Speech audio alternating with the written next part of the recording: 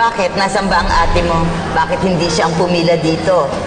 Nasa langit na po siya. Namatay na po siya bago po ko yung panganak ng nanay ko. Nako, matutuwa po nito ang nanay ko. Naku, ang bibo-bibo mo naman bata ka. Siguro tuwan-tuwa sa yung nanay mo, ano?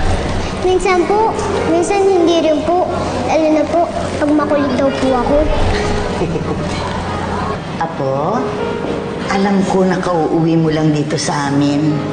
Pero parang gustong-gusto ko nang lubusin ang oras na magkasama tayo.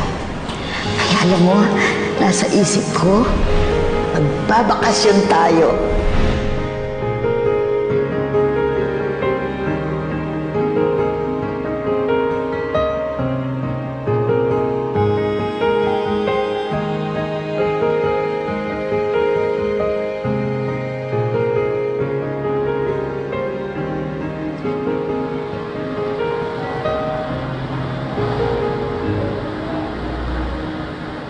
Catherine, hindi ka ba muna magpapahinga?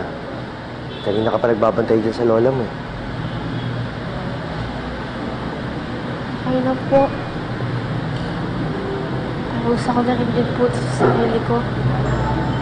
Kaya hindi ko po siya nabantayan sa ospital. Catherine,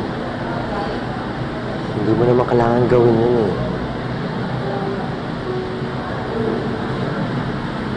Naiintindihan naman ng lola mo yun. Susunod pa nga na makapagpahinga ka. Ayaw mo ba magpahinga? Malaban na po inibig si Lola. Gusto ko lang po siyang makasama habang nandito pa po siya.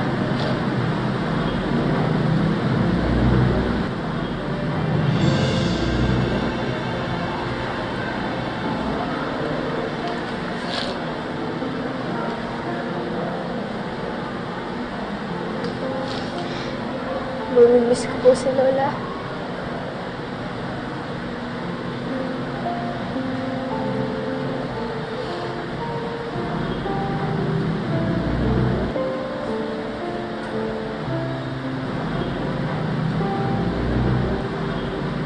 Hindi ko po siya makakalimutan. Kaya, hayaan niyo na lang po ako dito. Gusto ko po siyang makasama habang nandito pa po siya.